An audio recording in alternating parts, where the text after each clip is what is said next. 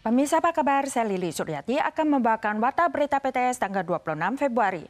Perhatian bagi penumpang pesawat maskapai FAR mengumumkan per 1 Maret penggunaan dan pengisian bank daya dan baterai litium cadangan dilarang di semua penerbangan. Aturan yang sama juga diterapkan di maskapai Starlux, Tiger Air, dan Mandarin Airlines. Sementara itu, maskapai China Airlines hanya menyarankan penumpang tidak menggunakan bank daya portabel selama penerbangan. Percikan api yang tiba-tiba meledak di hadapan wanita ini dan kebakaran di jalanan Simenting semuanya berkaitan dengan perangkat bank daya portabel. Mengingat kebakaran yang dialami pesawat Airbusan belum lama lalu akibat perangkat bank daya portabel, maskapai EVA Air tanggal 25 mengumumkan larangan penggunaan dan pengisian bank daya dan baterai litium cadangan di semua penerbangan per 1 Maret.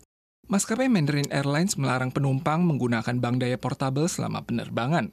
Semua maskapai besar di Taiwan telah melarang pengisian bank daya portabel selama penerbangan. Sedangkan China Airlines menyarankan tidak menggunakan bank daya portabel selama penerbangan. 飞机因为是密闭的空间，而且有氧气，有舱压，会造成很多不预期跟这个危险情况发生。 Jika bank daya portabel menggelembung atau ada bau hangus, jangan digunakan lagi. Jika kebakaran, bahan mudah terbakar di dekatnya harus disingkirkan. Jika apinya tidak besar, gunakan air terlebih dahulu. 最好是可以把这个行动电源泡在水里面，那还是建议不要去用灭火器来做干粉灭火器来做一个灭火的部分，因为这个干粉灭火器其实是无法有效的一个灭火。 Tekanan di atas udara dapat menyebabkan baterai menggelembung. Mengantisipasi hal ini, maskapai Mandarin Airlines mewajibkan penumpang yang membawa bank daya portabel tidak meletakkannya dalam kompartemen kabin. Warga disarankan mengisi penuh baterai peralatan elektronik sebelum boarding. Bila perlu, gunakan sarana soket listrik yang ada di atas pesawat. Belakangan ini sering terjadi insiden pemutusan kabel bawah laut di perairan Taiwan. Petugas tim patroli laut menemukan sebuah kapal kargo milik Tiongkok berbendera Togo membuang jangkar di lepas pantai Tainan pada tanggal 25 dini hari. Tak lama kemudian mereka menerima laporan bahwa kabel laut Haipeng 3 terputus. Kapal tersebut segera dihentikan dan dibalik kembali untuk diselidiki. Tidak ditutup kemungkinan bahwa ini merupakan ulah dari Tiongkok. Setelah mendekati kapal kargo, petugas tim patroli laut bersiap-siap untuk memanjat karena kapal tersebut diduga menyeret kabel bawah laut Haipeng 3 hingga putus. Petugas menemukan kapal kargo RRT berbendera Togo yang membuang jangkar di perairan sekitar Tainan tanggal 25 pagi. Kapal tersebut segera diusir dan diawasi. Sesaat kemudian, perusahaan Chunghwa Telkom melaporkan bahwa kabel bawah laut Haipeng 3 yang berada di jarak 6 mil barat laut dari dermaga Changchun telah dirusak orang. Kapal yang disinyalir menjadi dalang ini digiring ke dermaga Anping untuk menjalani pemeriksaan. 我们发现这一艘船的 AIS 船号跟它的船名不符。 Petugas menemukan bahwa nama yang tertera pada badan kapal adalah San Mei 7.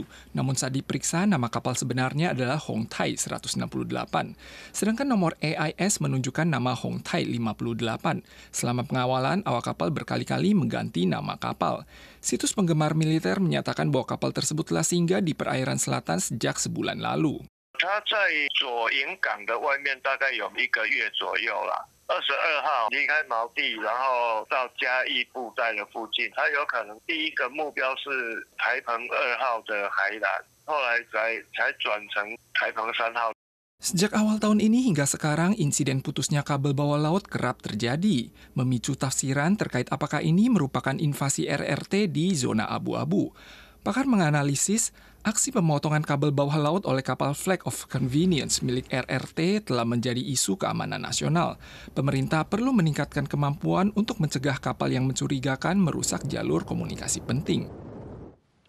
Baru-baru ini, seorang wanita menggunakan silet untuk memotong kertas di dalam kereta MRT Taipei dan menimbulkan kepanikan warga. Perusahaan Metro Taipei mengingatkan bahwa benda tajam sekecil apapun seperti pisau kuku obeng harus disimpan di dalam tas saat dalam area MRT. Pelanggar peraturan akan dikenakan denda hingga $1 juta.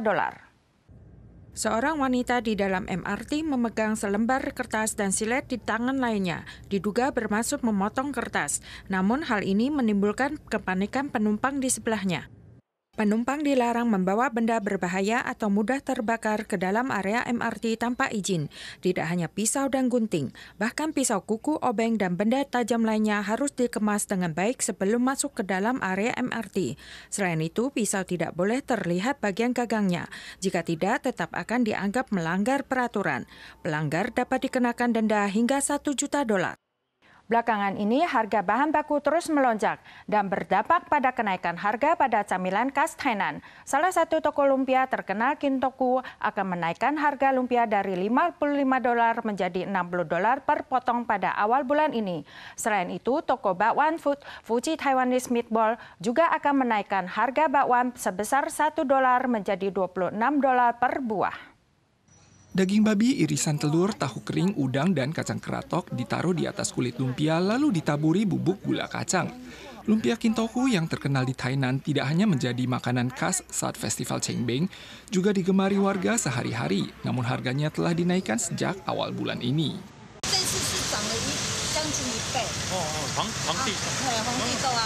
Semua harga bahan baku melambung, sehingga toko terpaksa mendongkrak harga untuk mencerminkan kenaikan beban usaha.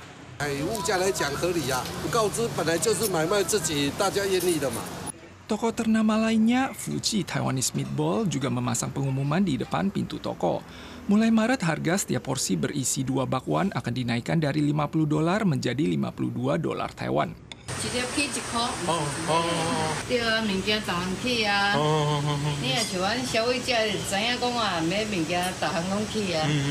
Walaupun harga bakwan per buahnya hanya naik $1 Taiwan, namun juga dimulai dari $20 hingga $30 hingga menjadi $50 Taiwan. Cemilan tradisional ini tidak lagi berharga receh, namun mayoritas warga masih bisa terima.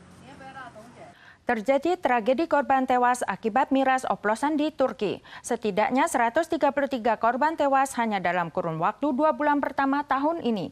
Penyebab utama tragedi ini berawal dari kebijakan Presiden Turki beragama Islam yang sangat anti-alkohol dan kenaikan pajak miras hingga 70%, menyebabkan banyak warga yang ingin mengonsumsi miras nekat membeli miras oplosan.